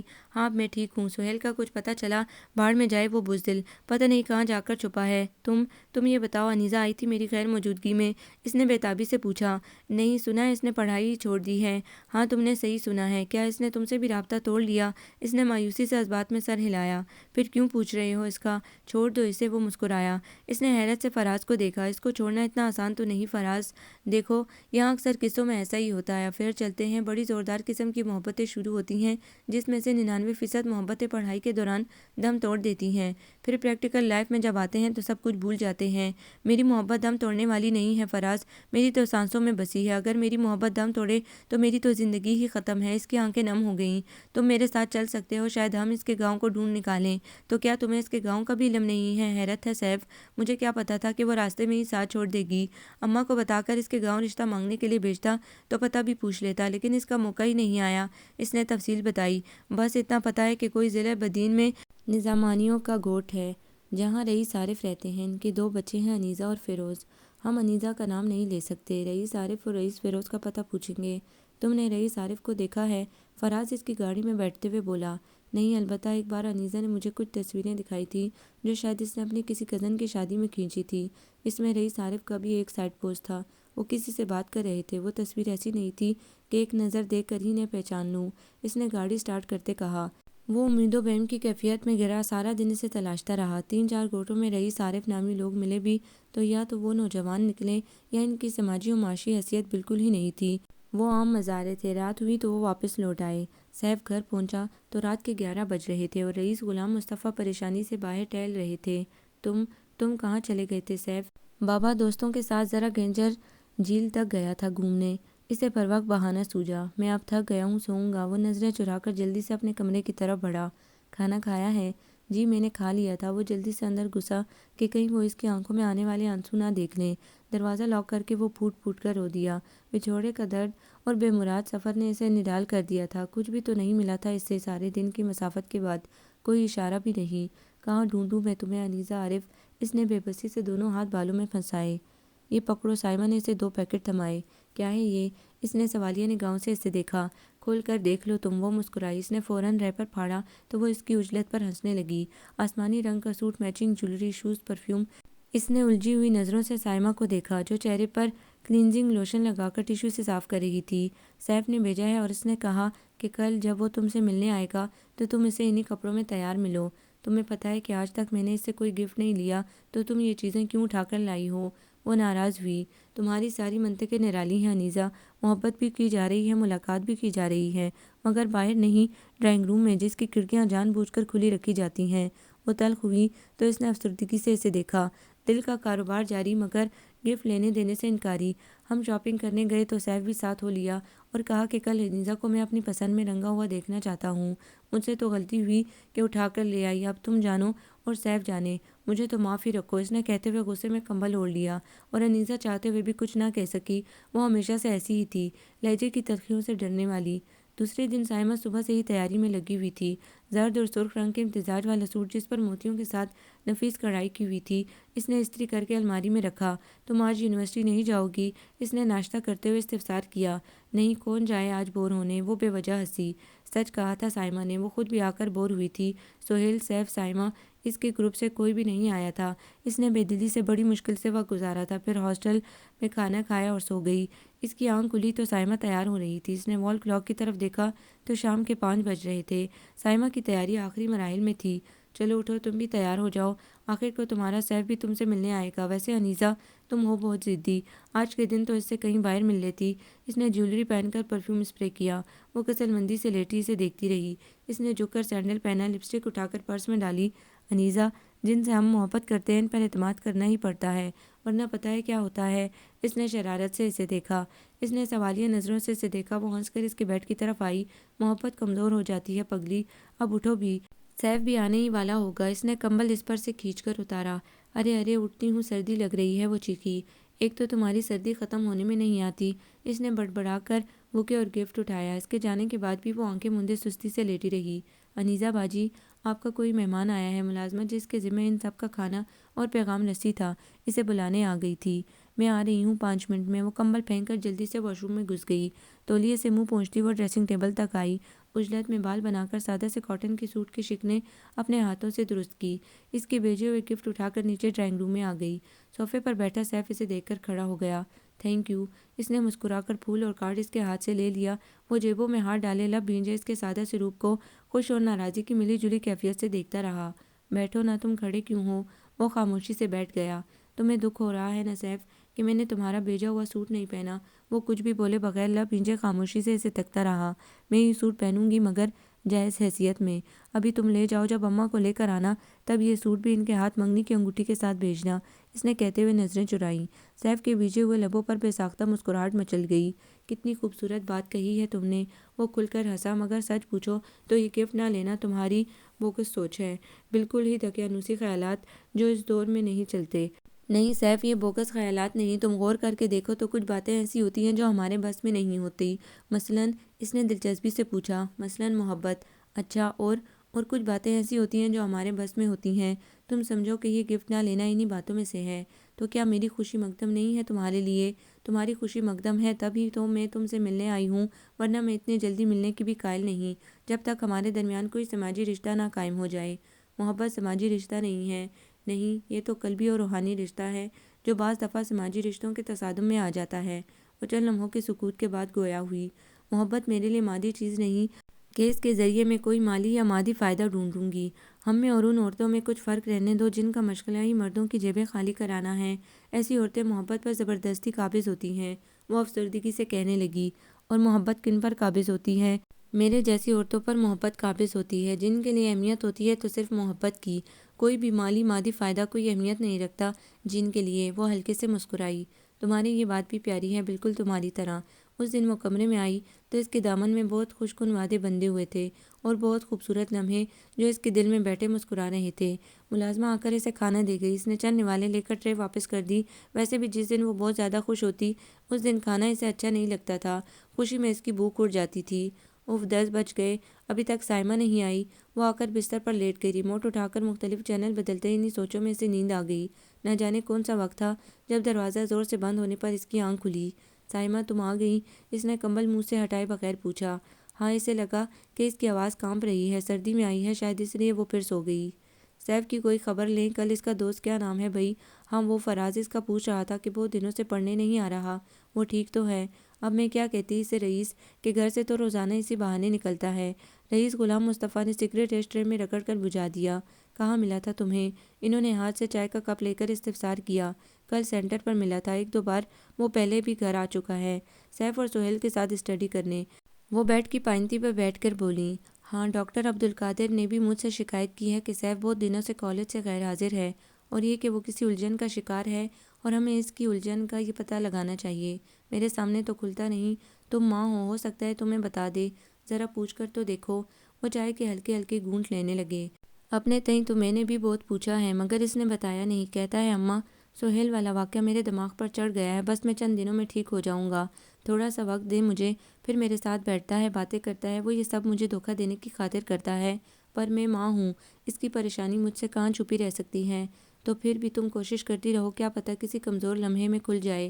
انہوں نے گہری سانس لیتے ہوئے کہا۔ پتہ نہیں سہیل کہاں چلا گیا، بیچاری لڑکی نگل لیا اسے۔ رئیس دیکھو کہیں اس وجہ سے تو سیف پریشان نہیں کہ کہیں سہیل کا دوست ہونے کی وجہ سے وہ پولیس کی پکڑ میں نہ آ جائے۔ ان کا دل ایک بار پھر خدشوں سے بھر گیا۔ نہیں نہیں ایسی کوئی بات نہیں، تم خواہ مخواہ کے وہم نہ پالو۔ انہوں نے بیوی کو تو مطمئن کر دیا مگر خود گہری سوچ میں ڈوب گئے۔ سیف وہ ماں کی پکار پر کمرے میں جاتے جاتے رک گیا۔ کھانا کھایا بیٹا؟ نہیں اماں۔ اچھا تم چلو اپنے کمرے میں لے کر آتی ہوں۔ وہ سر ہلا کر چلا آیا۔ میں تمہیں کہاں ڈھونڈوں، تم کہاں جا چھپی ہو انیزہ؟ میں تیسری بار تمہارے علاقے سے ناکام لوٹا ہوں۔ ہجر بھی کالے پانیوں کا سفر ہے جس میں گم ہوتا جا رہا ہوں، ڈوبتا جا رہا ہوں، کوئی آس کا تنکا بھی نہیں جس کے سہارے نکل سکوں، ابھر سکوں۔ ایک ایسی مسافت کی ڈور تم نے میرے پاؤں میں باندھی ہے کہ سفر ختم ہونے میں ہی نہیں آ رہا، کوئی منزل کا نشاں نہیں، کوئی مسافرت کا اختتام نہیں، صرف گرد سفر ہے اور ہجر ہے جو جسم و جان سے لپٹا جدائی کا ساتھی بنا ہے۔ وہ آنکھوں میں آنے والی نمی کو بار بار صاف کر رہا تھا۔ سیف بیٹا اٹھو کھانا کھا لو، وہ اس کے کمرے میں داخل ہوتے ہوئے بولیں۔ ملازم ٹرے اٹھائے ان کے ساتھ تھا، وہ جوتوں سمیت بیڈ پر نیم دراز آنکھوں پر بازو رکھے لیٹا تھا۔ سیف اٹھو بیٹا، وہ پلیٹ میں سالن نکال کر ٹیبل پر رکھتے ہوئے بولیں۔ وہ اٹھ کر واش روم میں منہ دھونے چلا گیا، واپس آ کر کرسی پر بیٹھا۔ اماں آپ نے کھا لیا؟ اس نے نوالا توڑتے ہوئے پوچھا۔ ہاں ہم نے کھا لیا، اب تم کھاؤ تو میں جا کر سوؤں۔ وہ اس کے کھانا کھانے تک خاموشی سے بیٹھی رہیں۔ وہ کھانا کھا چکنے کے بعد ہاتھ دھو کر واپس آیا تو انہوں نے بات چھیڑی۔ سیف جی اماں، بڑے دنوں سے پریشان لگتے ہو بیٹا، میں ماں ہوں تمہاری، سب سمجھتی ہوں مگر تم سچی بات نہیں کرتے، بتاتے نہیں، آخر کیا بات ہے؟ جو بھی دل میں ہے وہ بتا دو۔ وہ اس کی پیشانی چومتے افسردہ ہو گئیں۔ اماں آپ خواہ مخواہ پریشان ہو رہی ہیں، ایسی کوئی بات نہیں ہے، مائیں تو ہوتی ہی وہمی ہیں، وہ ہنستے ہوئے بولا۔ وہ چلی گئیں تو وہ سوچنے لگا، بابا تو اس طرف جانا ہی پسند نہیں کرتے، حتیٰ کہ زمینوں کی طرف بھی نہیں۔ وہ کیسے مان سکتے ہیں کہ انہی کی ذات کی ایک لڑکی نے ان کے بیٹے سے سب کچھ چھین لیا ہے؟ وہ کیسے میری مدد کر سکتے ہیں؟ اگر میں انہیں بتاؤں تو وہ تو ناراض ہو جائیں گے کہ میں ایک ایسی لڑکی کے پیچھے پاگل ہو رہا ہوں جس نے اپنا کوئی اتا پتہ بھی نہیں چھوڑا ہے، بس ایک بار میں اسے ڈھونڈ نکالوں پھر ہر طرح سے بابا کو راضی کر لوں گا۔ اس نے پرعزم ہو کر سوچا، مگر تم مجھے ملو تو انیزہ۔ اس نے بے بسی سے خود کلامی کی۔ ایک بار پھر میڈم حمیدہ کی طرف جا کر دیکھوں، اب اتنے مہینے ہو گئے ہیں، ہو سکتا ہے اب کی بار وہ بتا دے۔ اور دوسرے ہی دن وہ میڈم حمیدہ کے آفس میں بیٹھا ہوا تھا۔ آپ مجھے انیزہ کا پتہ دیں، میں آپ کو منہ مانگی رقم دے سکتا ہوں۔ دیکھو سیف صاحب، میں آپ کو پہلے بھی بتا چکی ہوں کہ اس سلسلے میں آپ کی کوئی مدد نہیں کر سکتی، ویسے بھی انیزہ کا پتہ میرے پاس صرف بدین ضلع لکھا ہوا ہے، پہلے ہی بڑی خواری ہوئی ہے میری، کاروبار ٹھپ ہو گیا، اب کوئی آدھی قیمت پر بھی کمرے لینے پر تیار نہیں ہوتا، اوپر سے پولیس کی پوچھ گچھ، بڑی مشکلوں سے جان چھوٹی ہے میری۔ اگر آپ مجھے زیادہ تنگ کریں گے تو مجبوراً مجھے پولیس کی مدد لینا پڑے گی، اور آپ کے لیے یہ شہادت ہی کافی ہے کہ سہیل آپ کا گہرا دوست تھا اور حادثے کے ٹائم آپ ہی اسے لے کر آئے تھے۔ وہ بغیر سانس لیے بولتی چلی گئی۔ وہ ایک بار پھر بے مراد لوٹا تھا۔ وہ دیکھ رہی تھی کہ سائمہ کافی دنوں سے کچھ پریشان لگ رہی ہے مگر وہ اس سے کچھ بتانے سے بھی گریزا تھی۔ اس نے سوچا کہ وہ اس سے پریشانی کا سبب پوچھے مگر کئی بار وہ پوچھتے پوچھتے رک جاتی، جب وہ مناسب سمجھے گی تو خود ہی بتا دے گی، یہ سوچ کر وہ خاموش ہو جاتی، مگر اب وہ اس کو کچھ زیادہ ہی نوٹ کرنے لگی تھی، حالانکہ یہ بات بھی اس کی طبیعت کے خلاف تھی۔ سائمہ بہت کم کلاسیں اٹینڈ کرتی، وہ اس پر بگڑتی۔ سائمہ خدا کے لیے ہم یہاں پڑھنے آئے ہیں اور تمہاری اتنی چھٹیاں، بہت حرج ہو رہا ہے پڑھائی کا۔ وہ اسے کوئی جواب دیے بغیر آنکھیں موندے پڑی رہتی۔ آخر تم کو ہو کیا گیا ہے؟ بالآخر اس نے ایک دن پوچھ لیا۔ اب تم سہیل سے بھی کم ملنے لگی ہو، کیا کوئی ناراضی ہے؟ نہیں، اس نے جواب دے کر کروٹ بدل لی۔ آج تم مجھے بتا ہی دو۔ وہ گھوم کر اس کے سامنے آ گئی۔ میں انتظار کرتی رہی کہ شاید تم خود ہی بتا دو، مگر تم تو ایک لفظ بھی نہیں بولتی ہو۔ وہ بیڈ پر بیٹھ کر اس کے بالوں میں انگلیوں سے کنگھی کرنے لگی۔ اسے صاف لگا کہ وہ اس کے اپنائیت بھرے انداز پر آنکھوں میں آئی نمی اپنے اندر اتارنے کی کوشش کر رہی ہے۔ سائمہ، اس نے جھک کر اس کی آنکھوں میں جھانکا۔ سائمہ نے فوراً آنکھیں بند کر لیں۔ تم جاؤ انیزہ، ورنہ پوائنٹ نکل جائے گا۔ اس وقت تو وہ خاموشی سے چلی گئی تھی، مگر شام کو جب سیف اس سے ملنے آیا اور وہ خوشگوار کیفیت میں جانے کو مڑی تو اس نے اسے پکار کر کہا، انیزہ، ملنے میں محتاط رہا کرو اور اتنی جلدی جلدی مت ملا کرو۔ غالباً 3 دن پہلے ہی سیف آیا تھا۔ وہ رک کر اس کی طرف مڑی۔ یہ تم کہہ رہی ہو سائمہ؟ وہ ہنس کر اس کے پاس ہی بیٹھ گئی۔ ہاں، اس نے گھٹنوں پر رکھی کتاب کو افسردہ سی مسکان کے ساتھ بند کیا۔ تم تو کہتی ہو احتیاط محبت کو کھا جاتی ہے۔ اس نے حیرت سے اس کی آنکھوں میں جھانکا۔ ہاں، کہتی تھی۔ اس نے گہری سانس لی۔ لیکن کسی نے سچ کہا ہے کہ مرد دریافت کا پرندہ ہے انیزہ۔ اگر وہ عورت کو مکمل دریافت کر لے تو پھر ٹکتا نہیں، اڑ جاتا ہے۔ اس لیے کچھ دروازے اس پر ہمیشہ بند رکھنے چاہیے تاکہ کشش برقرار رہے۔ میری جان، من کے اگر سارے ہی بھید کھل جائیں تو پھر من اپنی حیثیت کھو دیتا ہے، اور من بے حیثیت ہو جائے تو سکون گم ہو جاتا ہے۔ اسے تلاشتے تلاشتے ہم اپنا آپ کھو دیتے ہیں۔ اس نے تھکی تھکی سانس لی۔ وہ چپکے سے اٹھی تو پھر بول پڑی، احتیاطاً اپنی ذات کے کواڑ بند کر لو انیزہ، اس لیے کہ مرد جیسا پنچھی ایسی زمین پر نہیں اترتا جہاں وید نہ ہو، اسرار نہ ہو۔ اس کی آنکھیں نم ہو گئیں۔ اس دن وہ سیف سے بھی پوچھ بیٹھی کہ سہیل نے آنا کیوں کم کر دیا ہے۔ پتہ نہیں، وہ بھی لاعلم تھا۔ تو آخر بات کیا ہے؟ وہ کتنے ہی دن پریشان رہی۔ سائمہ کا وہی طرز عمل، کبھی موڈ ہوتا تو اس کے ساتھ چلتی، ورنہ پڑی رہتی منہ لپیٹے ایک ہی کمرے میں بند۔ اب تو بہت دنوں سے اس کی طبیعت بھی گری گری رہنے لگی تھی۔ وہ میڈیکل کی طالبہ تھی۔ جو بات اس کی سمجھ میں آ رہی تھی وہ سمجھنا نہیں چاہ رہی تھی، نہ ہی ایسی بات سوچنا چاہتی تھی، مگر اب اس کی پریشانی حد سے سوا تھی۔ بہت دنوں بعد اس نے دیکھا کہ وہ سہیل سے ملنے گئی تھی۔ وہ اس کا انتظار کرنے لگی۔ اس دن خلاف معمول وہ بہت جلدی آ گئی۔ آتے ہی بغیر چینج کیے بستر میں جا گھسی۔ یہ واضح اشارہ تھا، نہ کچھ سننے کا نہ کچھ بولنے کا۔ چاہتے ہوئے بھی وہ اس سے کچھ نہ پوچھ سکی اور خود بھی سونے کے لیے لیٹ گئی۔ آدھی رات کا وقت ہوگا جب اس کی آنکھ سسکیوں کی آواز پر کھلی۔ وہ سانس روکے اس کے رونے کو سنتی رہی، پھر اٹھ کر اس کے پاس آئی۔ سائمہ، اس نے اس کی پیشانی پر ہاتھ رکھا۔ انیزہ، انیزہ، وہ کہتا ہے کہ وہ مجھ سے شادی نہیں کر سکتا۔ اس نے سسکتے ہوئے اس کی گود میں سر رکھا۔ تمہیں کیا پتہ انیزہ، میں پل پل جیتی اور مرتی رہی ہوں۔ وہ اب کہتا ہے کہ میں مجبور ہوں، جب جب ایک وجود میرے اندر پل رہا ہے۔ وہ کہتا ہے چلو میں تمہیں کسی لیڈی ڈاکٹر کے پاس لے چلتا ہوں۔ وہ سن سی بیٹھی رہ گئی۔ اسے لگا اس کے دل کی دھڑکن تھم چکی ہے۔ اس کا چہرہ فک ہو چکا تھا۔ اگر سائمہ اس کی یہ حالت دیکھ لیتی تو یقیناً رونا بند کر دیتی، مگر اندھیرے میں ہی وہ اس کی گود میں سر رکھے بولتی چلی جا رہی تھی، کیوں برباد کیا اس نے مجھے؟ وہ خود مہینوں میرے پیچھے چلا تھا، تب جا کر میرا دل کچھ مائل ہوا تھا۔ اس نے میرے ساتھ جینے مرنے کی قسمیں کھائی تھیں۔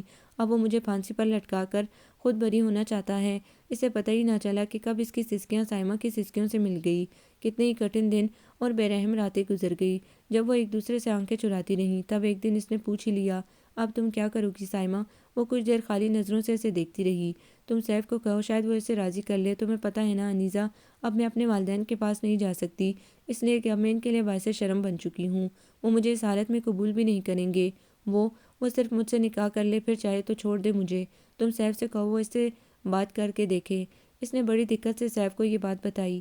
انیزہ، وہ نہیں مانتا، کہتا ہے میرے خاندان میں غیر خاندان سے عورت نہیں آتی۔ وہ 2 بچوں کا باپ ہے۔ اگر وہ سائمہ سے شادی کر لے گا تو اسے جائیداد سے عاق کر دیا جائے گا۔ تو کیا تم سب کچھ جانتے تھے سیف؟ اس نے صدمے سے کہا۔ نہیں، پہلے مجھے پتہ نہیں تھا کہ وہ شادی شدہ ہے۔ میں کبھی اس کے گاؤں نہیں گیا اور گھر کی باتیں بتانا ان کا رواج نہیں۔ تو پھر تمہیں کیسے پتہ چلا؟ اس کا لہجہ نہ چاہتے ہوئے بھی تنزیہ ہو گیا۔ اس نے مجھے خود سارے حالات بتائے ہیں۔ اب پھر بھی میں تمہارے کہنے پر اسے سمجھاؤں گا، بلکہ یہی لے آؤں گا تاکہ سائمہ اور وہ بیٹھ کر اس مسئلے کا حل نکالیں۔ اس دن کے بعد سائمہ اس سے روز پوچھتی کہ کب سیف اسے لا رہا ہے۔ ابھی تک سیف نے رابطہ نہیں کیا تھا۔ سائمہ تو پڑھائی چھوڑ چکی تھی، اس کی پڑھائی بھی بہت متاثر ہوئی تھی۔ وہ خود بھی اب کبھی کبھار ہی جاتی۔ دونوں سر جوڑے آنے والے حالات سے نپٹنے کی حکمت عملی طے کرتی رہتی۔ اس سیمسٹر کے بعد تم کہاں جاؤ گی؟ وہ پریشان ہو اٹھتی۔ وہ تلخی سے مسکرا کر کہتی، جہاں اللہ لے جائے گا۔ وہ اس کی مبہم بات سمجھ ہی نہ پاتی۔ پھر ایک شام سیف سہیل کو گھیر کر لے ہی آیا۔ وہ چاروں ایک دوسرے کے سامنے خاموش بیٹھے رہے۔ میں مجبور ہوں، سہیل نے جھجکتے ہوئے شروعات کی۔ مرد کبھی مجبور نہیں ہوتا سہیل مزاری۔ سائمہ کی آنکھوں میں نمی آ گئی۔ ہم کسی ڈاکٹر کے پاس چلیں تو بہتر ہے، بجائے یہاں فضول باتوں میں وقت ضائع کرنے کے۔ سائمہ نے اپنے وجود کو ذلت کی گہرائیوں میں گرتے ہوئے محسوس کیا۔ خرچہ سارا میں اٹھاؤں گا، اس کی تم لوگ فکر نہ کرنا۔ انیزہ نے نفرت سے اسے دیکھا۔ آخر صرف نکاح کرنے میں کیا حرج ہے؟ نہیں انیزہ، میری برادری کا مسئلہ ہے، 6 سال پہلے میں اپنی برادری کے سردار کی لڑکی سے شادی کر چکا ہوں۔ اگر میرے خاندان والوں کو میرے نکاح کی بھنک بھی پڑ گئی تو وہ مجھے برادری سے جائیداد سے آگ کر دیں گے۔ وہ لوگ میرے پیچھے پڑ جائیں گے۔ یہ بات تم نے مجھے پہلے کیوں نہیں بتائی کہ تم شادی شدہ ہو؟ کیوں پڑے تھے تم میرے پیچھے؟ وہ چلائی۔ مجھے تم سے محبت ہو گئی تھی سائمہ۔ نہیں، تم نے مجھے صرف شکار کیا ہے۔ وہ رونے لگی۔ میں تم سے اب بھی محبت کرتا ہوں۔ تم چلو، میں تمہیں ہسپتال لے چلوں۔ جھوٹ مت بولو تم۔ مت دو ہوس کو محبت کا نام۔ وہ اس پر جھپٹی۔ چھوڑ دو میرا گریبان۔ سہیل نے اسے دھکا دیا۔ وہ سنبھل کر پھر اس پر جھپٹی۔ میں تمہیں چھوڑ دوں گی؟ یہ کیسے سمجھ لیا تم نے؟ ابھی صرف عورت کی محبت دیکھی ہے، انتقام کب دیکھا ہے تم نے؟ یہ، اس نے اپنے پیٹ کی طرف انگلی سے اشارہ کیا، یہ تمہارے خلاف سب سے بڑی شہادت ہے کہ تم نے جبر کیا ہے۔ میں تمہیں پھانسی کے پھندے پر لٹکواؤں گی۔ اس پر جنون سوار ہو چکا تھا۔ انیزہ منہ پر ہاتھ رکھ کے بے آواز روتے ہوئے دیوار کے ساتھ جا لگی تھی۔ وہ آنکھیں پھاڑے سائمہ کا وحشت زدہ روپ دیکھتی اور بے تحاشا روتی جاتی۔ کیا کر رہے ہو تم لوگ؟ ارے پاگل تو نہیں ہو گئے؟ سیف ان کے درمیان بیچ بچاؤ کرنے کی ناکام کوشش کرنے لگا۔ ان کی چیخوں پر میڈم حمیدہ کمرے میں چلی آئی تھیں۔ سہیل بار بار خود کو چھڑاتا اور اس کو دھکا دے کر بھاگنے کی کوشش کرتا۔ وہ لڑکھڑا کر سنبھلتی اور دوڑ کر اس کو پکڑ لیتی۔ مجھے زندہ گاڑ کر اب کہاں بھاگتے ہو؟ انیزہ دونوں کو حیرت سے، بے بسی سے دیکھ رہی تھی، جو اب چھڑانے پکڑنے کی کوشش میں ایک دوسرے کو مار رہے تھے۔ سہیل بھاگ کر باہر گاڑی تک آیا۔ سائمہ جنونی انداز میں اس کے پیچھے بھاگی۔ تم مجھے چھوڑ کر نہیں جا سکتے۔ وہ گاڑی کے سامنے آ گئی۔ انیزہ اس کے پیچھے بھاگی۔ باہر ہاسٹل کی لڑکیاں حیرت و استعجاب سے صورتحال کو سمجھنے کی کوشش کر رہی تھیں۔ ایک دو نے تو اس سے پوچھنے کی کوشش کی تھی، مگر وہ تیزی سے باہر نکلی۔ گاڑی آگے بڑھی تھی اور اس کے پہیوں کے نیچے کچلا ہوا وجود خون میں لت پت پڑا تڑپ رہا تھا۔ اس سے پہلے سیف پہنچا تھا۔ اس کی ناک اور منہ سے خون بہہ رہا تھا۔ سیف نے چوکیدار کی مدد سے اٹھا کر اسے اپنی گاڑی کی پچھلی سیٹ پر ڈالا۔ انیزہ سیٹ پر اسے دونوں ہاتھوں سے سنبھالے چیخ رہی تھی، سیف جلدی کرو۔ سائمہ کی سانسیں اکھڑتی جا رہی تھیں۔ پھٹی پھٹی آنکھیں ایک جگہ منجمد ہو چکی تھیں اور اس سمے انیزہ عارف نے اپنا سارا اعتماد ان آنکھوں میں ہی کہیں کھو دیا۔ رک جاؤ سیف، وہ چلا کر رونے لگی۔ اب کسی ہاسپٹل جانے کا کوئی فائدہ نہیں۔ آہستہ آہستہ گاڑی واپس آ کر ہاسٹل کے دروازے پر رکی۔ محبت اس کی جان لے بیٹھی، کھا گئی اس کے ہنستے مسکراتے وجود کو۔ لان کے بیچ اس کا بے جان وجود رکھا تھا۔ لڑکیاں نڈال انیزہ سے حالات جاننے کی کوشش میں لگی تھی، کچھ اس کا دکھ بٹا رہی تھی تو کچھ بڑھا رہی تھیں۔ ایسیوں کے ساتھ ایسا ہی ہوتا ہے۔ وہ اور زور زور سے پھوٹ پھوٹ کر رونے لگی۔ کچھ ہی دیر میں پولیس لاش اٹھوا کر چلی گئی۔ یہ خودکشی کا کیس ہے۔ لڑکی خود آئی تھی گاڑی کے سامنے۔ کارروائی وہیں مکمل ہو چکی تھی۔ اس کی حالت بہت ہی خراب تھی۔ وہ ساری رات اپنے کمرے میں تڑپتی رہی، خود کو کوستی رہی۔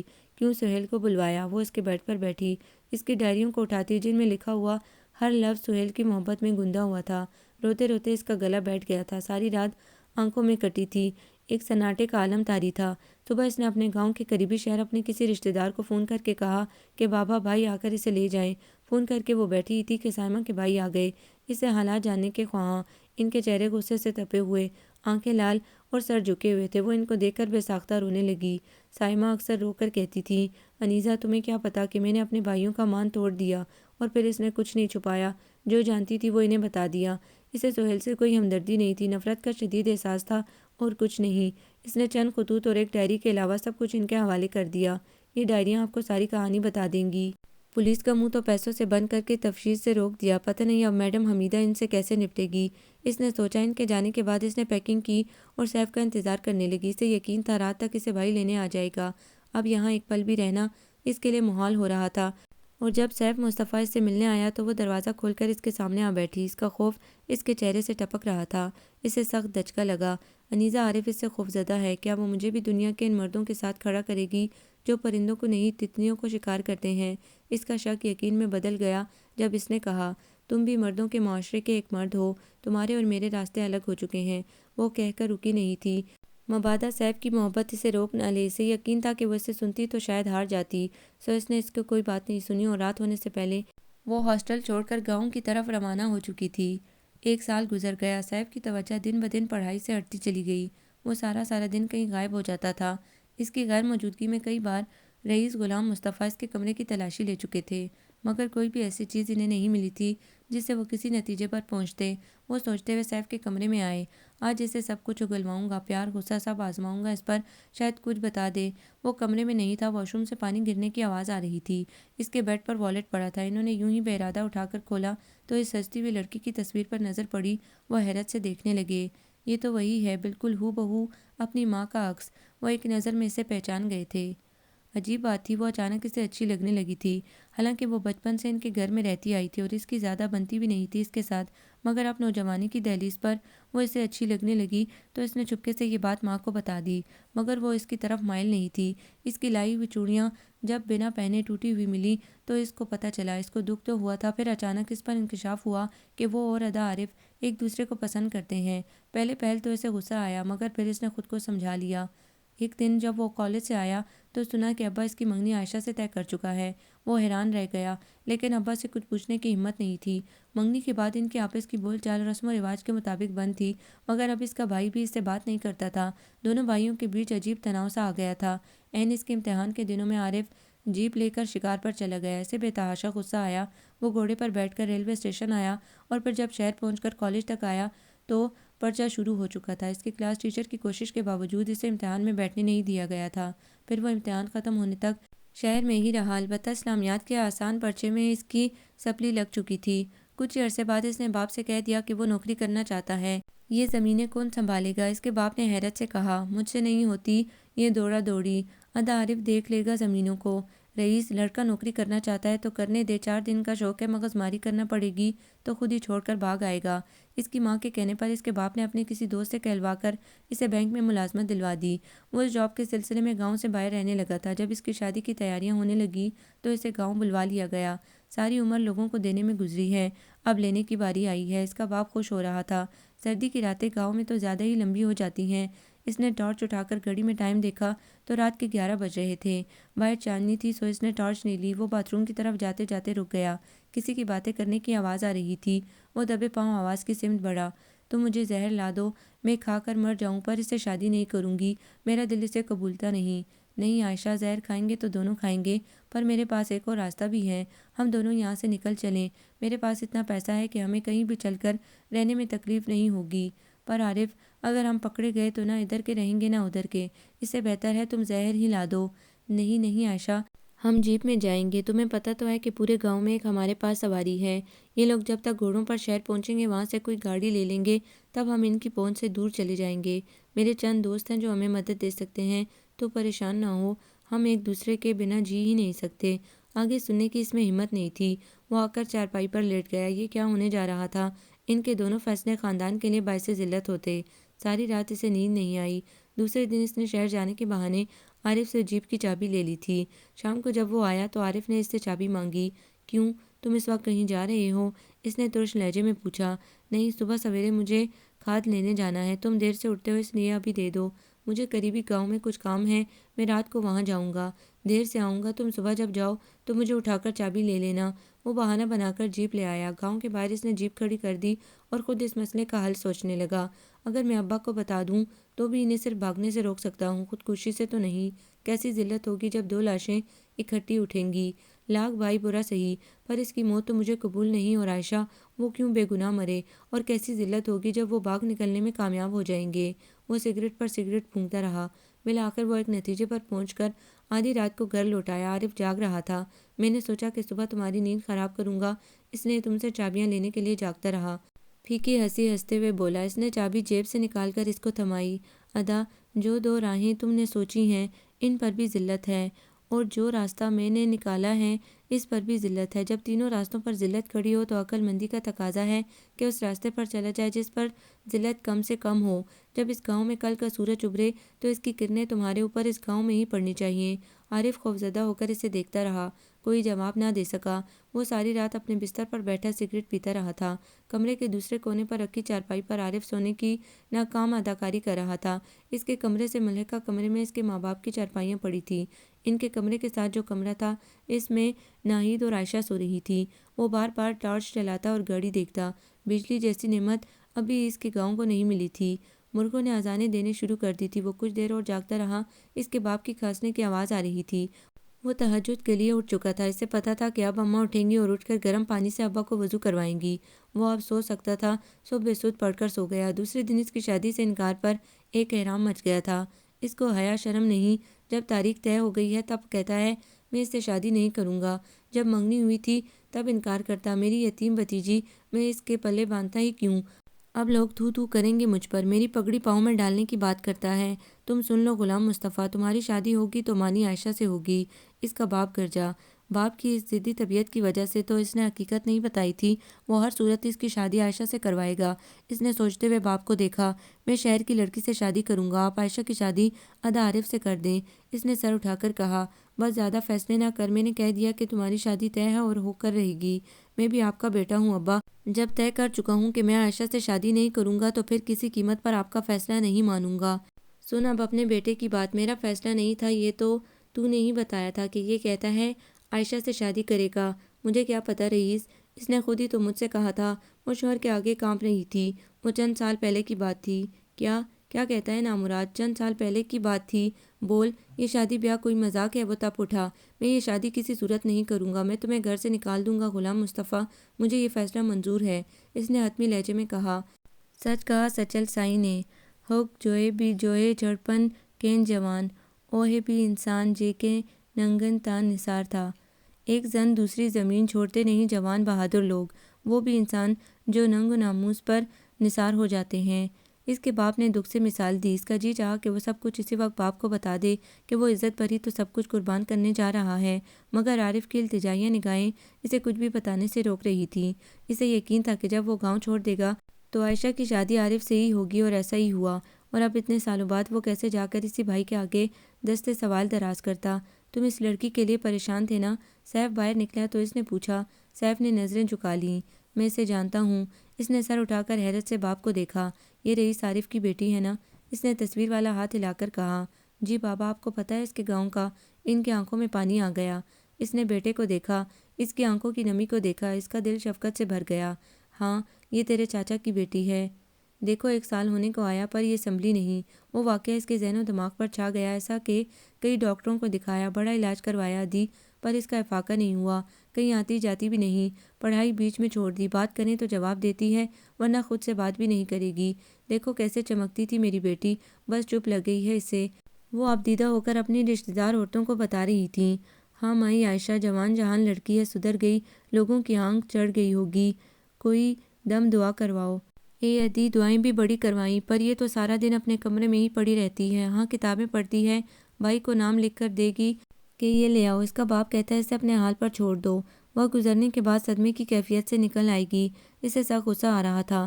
اماں ہر آنے والے کے آگے یہی دکڑا لے بیٹھتی تھی کہ اس کی بیٹی زندگی کے ہنگاموں میں حصہ نہیں لیتی، اور وہ کیا بتاتی ماں کو کہ جن کی زندگی ہی محبت ہو اور وہ چھن جائے تو پھر زندگی ہی بے سود ہے۔ کتنی راتیں گزر گئیں جو اس کا ہجر اوڑھے آنکھوں میں کٹیں، کتنے فراق کے سورج ابھرے اور جدائی کو مستقل کر گئے۔ وہ ایک ایک سانس کا حساب کرتی رہی، جب اس کی یاد نہ آئی ہو، ایک لمحہ، ایک پل، ایک ساتھ بھی ایسی نہیں گزری جب اس کے خیال نے ساتھ چھوڑا ہو۔ وہ تو ہمیشہ دل کی دھڑکن کے ساتھ دھڑکتا ہے۔ کتنا چاہا تھا اس نے کہ وہ اس کی یاد سے دامن چھڑا لے، اس کے خیال کو رون ڈالے، پر وہ تو زندگی کی رمق بن کر اس کے دل کو دھڑکاتا رہا، اور انیزہ عارف کی آنکھیں خشک ہونے کو ترس گئیں، اس کی نیندیں اس سے روٹھی رہیں، اس سے بچھڑ کر پھر سکون میسر نہ ہو سکا۔ وہ بے مراد لمحوں میں جیتی رہی۔ محبت کے لمحوں میں جینے والوں کا ایک ہی المیہ ہوتا ہے کہ زندگی کے ترازو میں ان کے دکھ سکھ، خوشی و غمی کے پلڑے ہمیشہ برابر رہتے ہیں۔ محبت انہیں روحانی خوشی دیتی ہے تو قلبی درد بھی۔ خوش نصیبی اور بد نصیبی ان کے پلوں میں ساتھ ساتھ بندھی ہوتی ہیں۔ سب اس سے پوچھ پوچھ کر تھک گئے، اس کی زبان تالو سے لگی رہی۔ وہ کیا بتاتی؟ ایک مرد کے اندھے فیصلے نے اس کے اعتبار کو کرچی کرچی کر دیا، اور اس نے خوفزدہ ہو کر عجلت میں اس سے بچھڑنے کا فیصلہ کر لیا، مگر وہ تو اپنی ذات سے ہی بچھڑ گئی، اپنے آپ سے ہی روٹھ گئی اس کی خاطر، مگر وہ لوٹ کر نہیں آیا، اور اس کی دھڑکن جو ہر آنے والے کے قدموں کی چاپ سے پڑ جاتی تھی، وہ آہستہ آہستہ معمول پر آ گئی۔ وہ اگر اپنی محبت میں واقعی سچا ہوتا تو ضرور لوٹ کر آتا، مگر سیف مصطفیٰ، تم بھی نکلے نہ ہر جائی، میں نے تمہیں چھوڑا تھا تو عورت کے ازلی خوف سے ڈر کر، اس خوف سے جو اس کے پیدا ہوتے ہی لوری کی صورت اسے سنایا جاتا ہے، دعاؤں کی صورت اسے بتایا جاتا ہے، اس کے آبرو کی حفاظت کی دعا ماؤں کے لبوں پر ہمیں وقت میں چلتی رہتی ہے، اور وہ دعا اس کے اندر یوں گڑ جاتی ہے کہ اسے خود سے بھی خوفزدہ کر دیتی ہے۔ اس کے باپ نے بتہرا چاہا کہ وہ پڑھائی نہ چھوڑے، فیروز اسے روزانہ یونیورسٹی لے جائے گا، مگر وہ کسی قیمت پر پڑھائی جاری رکھنے پر تیار نہ ہوئی۔ وہ کیسے اس کے ساتھ پڑھ سکتی تھی؟ اس کا اعتبار کرچی کرچی ہو گیا تھا۔ سیف کو پتہ تھا کہ سہیل شادی شدہ ہے، وہ سائمہ سے فلرٹ کر رہا ہے، تو وہ کم از کم مجھے تو بتا دیتا، پھر تو شاید سائمہ کی محبت میں اتنا آگے نہ بڑھتی، مگر اس نے جان بوجھ کر یہ بات چھپائی۔ وہ مرد ہے، اس نے ایک مرد کو عورت کا شکار کرنے کی اجازت دے دی، تو میں کیسے اس پر اعتبار کر لوں؟ اس نے میرے اعتماد کو خود اپنے پاؤں تلے روندا ہے۔ وہ جب بھی سوچتی پھوٹ پھوٹ کر رو دیتی، اس کا تکیہ ہمیشہ اس کے آنسوؤں کی اوس سے گیلا ہوتا، مگر وہ دل سے نکلتا کیوں نہیں؟ لاکھ اسے جھٹلاؤں، بھلے اس پر اعتماد نہ کروں، وہ میرے لہو میں دوڑتا ہے حیات بن کر۔ اس بار خاندان کی شادی میں جب پھپھو ناہید کی بیٹی نے اسے کہا چلو لاؤں دیکھنے چلیں، تو اس نے اداس مسکراہٹ سے کہا مجھے اپنا بر ڈھونڈنے کا کوئی شوق نہیں ہے، مجھے پتہ ہے خاندان کے لڑکے بھی اس رسم پر جمع ہوتے ہیں، لڑکی پسند آئے تو جھٹ رشتہ بھیج دیتے ہیں۔ وہ اس کی باتوں پر ناراض ہو کر چلی گئی تھی۔ اے مائی عائشہ، کسی نے تیری بیٹی پر تعویذ تو نہیں کر دیے؟ پھپھو ناہید کی اکلوتی نند نے نیا شوشہ چھوڑا تھا۔ وہ خیالات کی دنیا سے واپس آئی، صحن میں ہلکی ہلکی دھوپ سینکتے ہوئے برآمدے میں دیکھا جہاں تخت پر بیٹھی دو رشتہ دار عورتیں اماں کو نئی نئی پٹیاں پڑھا رہی تھیں۔ محبت سے بھی بڑا کوئی تعویذ ہے بھلا؟ وہ دکھ سے مسکرائی۔ ہاں دی ہاں، کسی نے کالا جادو تو نہیں کر دیا؟ اللہ مارے ان موئے بیلوں اور بھوپوں کو، ظلم کر دیا ہے انہوں نے۔ دوسری عورت نے ہاں میں ہاں ملائی۔ محبت کا اتنا بھیانک روپ دیکھا میں نے کہ جس کے آگے کالا جادو بھی کچھ نہیں۔ وہ تلخی سے سوچنے لگی، اے ادی، اس طرف تو میرا خیال ہی نہیں گیا، بھلا میری تو کسی کے ساتھ دشمنی نہیں ہے۔ وہ ایک دم پریشان ہو گئی۔ اے ادی، دشمنی کا کیا کہتی ہو؟ یہاں تو لوگ خواہ مخواہ سائے سبز خوشحال کو سہتے نہیں، دیکھنا پسند نہیں کرتے، بھوکے کو دیتے نہیں۔ اب اماں ان کی باتوں میں آ کر پتہ نہیں مجھے کہاں کہاں گھسیٹتے پھریں گی، یہ سوچ کر ہی اسے کوفت ہو رہی تھی۔ یہ مائیں بھی بس کبھی مطمئن نہیں ہوتی۔ انہیں گاؤں میں آئے 23 سال ہو چکے تھے جب وہ آخری بار ماں کی وفات پر آئے تھے۔ خان محمد حالیہ راستوں سے واقف تھا، وہ ڈرائیونگ کر رہا تھا۔ وہ اس کے ساتھ والی سیٹ پر بیٹھے تھے، پچھلی سیٹ پر مریم اور سیف امید و بہم کی کیفیت میں گرے بیٹھے تھے۔ سالوں کے ٹوٹے رابطے بحال ہوں گے یا نہیں، شکوک کنڈلی مارے ان کے درمیان بیٹھے تھے۔ مکیں اور مکاں بدل چکے تھے، گاؤں کی روڈ پختہ اور اسکول بھی ان کو نظر آیا تھا۔ وہ گیٹ سے اندر داخل ہوئے، رئیس عارف نے حیرت سے غلام مصطفیٰ کو آتے دیکھا۔ تم غلام مصطفیٰ؟ وہ آگے بڑھے اور وہ بھی بڑھ کر ان کے گلے لگ گئے۔ واہ، بھلی کریں آئیں۔ وہ ابدیدہ ہو گئے، چھوٹے بھائی کے لیے دل میں سوئی ہوئی محبت جاگ اٹھی، انہیں گلے لگائے ان کی پشت پر ہاتھ پھیر رہے تھے۔ دونوں بھائی اب عمر کے اس دور میں ماضی کی سب تلخیاں بھلا چکے تھے۔ ادا، یہ بیٹا ہے میرا سیف۔ رئیس عارف نے خوش دلی سے ہنستے ہوئے اسے گلے لگایا۔ تیرا بیٹا ہے تو میرا بھی بیٹا ہے۔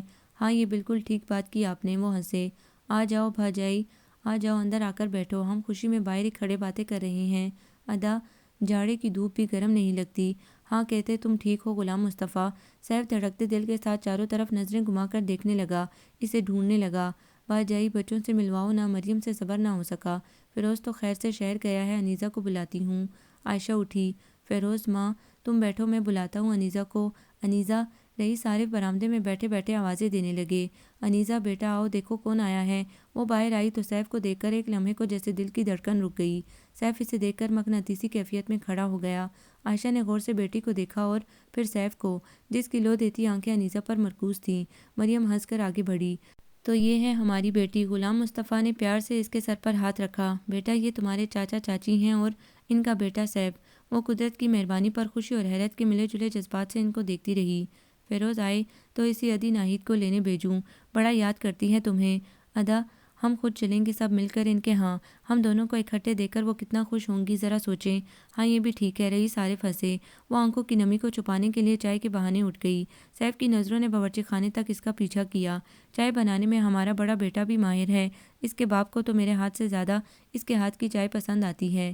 سیف، تم جاؤ چائے بنانے میں انیزہ کی مدد کرو۔ مریم نے اس کی مشکل حل کی۔ وہ مسکراتے ہوئے اندر آیا، انیزہ کی پشت تھی اس کی جانب۔ لوگ کہتے ہیں عشق کا رونا گریہ زندگی سے عاری ہے، پھر بھی بے نام مراد جذبہ دل عقل کے فلسفوں پہ بھاری ہے۔ آپ کو اپنی بات کیا سمجھاؤں، روز بجھتے ہیں حسنوں کے کنول، روز کی الجھنوں سے ٹکرا کر ٹوٹ جاتے ہیں دل کے شیش محل، لیکن آپ اس کی تند و تیز باتوں پر سوچتے ہیں خفا نہیں ہوتے۔ آپ کی صنف میں بھی ہے یہ بات، مرد ہی بے وفا نہیں ہوتے۔ وہ اس کی پشت پر کھڑا نظم پڑھ رہا تھا اور اس کی آنکھوں کی نمی کو راستہ مل گیا۔ آخر میں نے تمہیں ڈھونڈ ہی لیا نا، بے وفا لڑکی۔ بچھڑا جو تو وجود میرا لخت لخت تھا، تو میری زندگی بھی تھا، تو میرا بخت تھا۔ اس نے ہاتھوں کی پشت سے مسکرا کر آنسو پونچھے۔ ہو نا بے وقوف لیلا کی طرح، جی نہیں، وفادار ماروی کی طرح، آدھی لیلا کی طرح، آدھی ماروی کی طرح۔ وہ دونوں ہنس پڑے اور باہر رئیس غلام مصطفیٰ نے بڑی آس سے اپنی جھولی بھائی کے آگے پھیلا دی تھی، اور رئیس عارف جو اس کے مقروض تھے کیسے انکار کرتے۔ انیزہ تمہاری ہی بیٹی ہے غلام مصطفیٰ۔ انہیں آتے دیکھ کر بات بیچ میں ہی چھوڑ دی۔ بھئی، بڑی دیر کر دی چائے لے کر آنے میں، تم لوگوں کو پتہ نہیں بروج بلوچ زیادہ دیر چائے کے بغیر نہیں رہ سکتے۔ وہ سب ہنس پڑے۔ چاچا جی ہم نے اسپیشل چائے بنائی ہے اس لیے دیر ہو گئی، سیف چہکا۔ ابھی پتہ چل جائے گا پینے کے بعد، اس سے پہلے کہ بابا آپ کو چائے اچھی نہ لگے اور آپ ہمیں ڈانٹیں۔ میں تو چلی گلاب کو پانی دینے، اٹھ کر صحن کے کونے میں گلاب کے پودوں کو پانی دینے لگی۔ اور سیف تم یہاں کیا کر رہے ہو؟ ذرا جاؤ ہماری بیٹی کا ہاتھ بٹاؤ، اور ہاں اس سے یہ ضرور پوچھنا کہ پڑھائی کیوں چھوڑ دی۔ وہ باپ کے کہنے پر خوش دلی سے اٹھ گیا۔ غلام مصطفیٰ اب تو کوئی پریشانی اسے نہیں ہوگی، آخر اس کا اپنا گھر ہوگا۔ ہاں صحیح ہدا، اپنے گھر میں بھلا کون ڈرتا ہے؟ لگن اور لگاوٹ میں فرق ہوتا ہے، پاگل لڑکی لگن لگ جاتی ہے اور لگاوٹ لگانی پڑتی ہے۔ وہ گلابوں کو پانی دے رہی تھی اور وہ اس کے پیچھے پیچھے چل رہا تھا۔ لگن چھوٹتی نہیں، لگاوٹ قائم نہیں رہتی۔ لگن من سے وابستہ ہوتی ہے اور لگاوٹ تن سے۔ لگن اندر ہی اندر سلگاتی رہتی ہے، لگاوٹ چنگاری کی طرح جل کر بجھ جاتی ہے۔ وہ بنا مڑے مسکرا کر آگے بڑھتی رہی۔ لگن بندے کے اندر درختوں کی طرح جڑیں پکڑتی ہے اور لگاوٹ ٹہنیوں کی مانند خشک ہو کر سوکھ جاتی ہے۔ لگن باطنی جذبہ ہے اور لگاوٹ ظاہری جذبہ۔ بس بس کافی ہے، اس نے ہاتھ اٹھا کر ہنستے ہوئے اسے روکا۔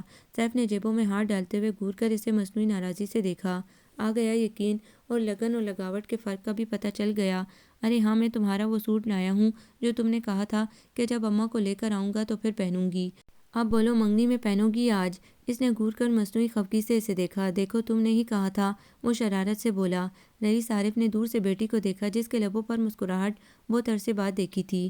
دھوپ کی تمازت اب پیچھے کو پلٹ چکی تھی اور سنہری شام کے آثار پھیلتے جا رہے تھے۔ ہر دل اپنی جگہ مطمئن تھا۔ ایک مدت بعد بچھڑے ملے تھے، سب کو بے پناہ خوشی تھی۔ غلام مصطفیٰ نے اپنی ضد توڑ دی اولاد کی خوشی کی خاطر، اور رئیس عارف نے مسکرا کر سوچا میں نے کچھ نہ کچھ تو ازالہ کر دیا اس کی جھولی میں اپنی بیٹی ڈال کر۔ زندگی انہی غلطیوں، کوتاہیوں اور خوشیوں سے عبارت ہے، مگر وقت جب ازالہ کرنے کی دعوت دے تو خوش دلی سے وہ دعوت قبول کر لینی چاہیے۔ قدرت کی مہربانی سے زندگی نے اپنے پلو میں بندھی ساری خوشیاں ان پر نچھاور کر دی تھیں۔ سیف کی ہنسی انیزہ کے قہقہوں کو واپس پلٹتے سورج نے سرشاری سے دیکھا اور مغرب کی طرف کروٹ بدل کر آنکھوں سے اوجھل ہوا، اور سنہری شام اٹھلاتی ہوئی ان کے آنگن میں اتر آئی۔ آپ کو یہ ناول کیسا لگا؟ کمنٹس میں اپنی رائے ضرور دیں۔ ہمارے چینل کو لائک کریں، سبسکرائب کریں، شیئر کریں۔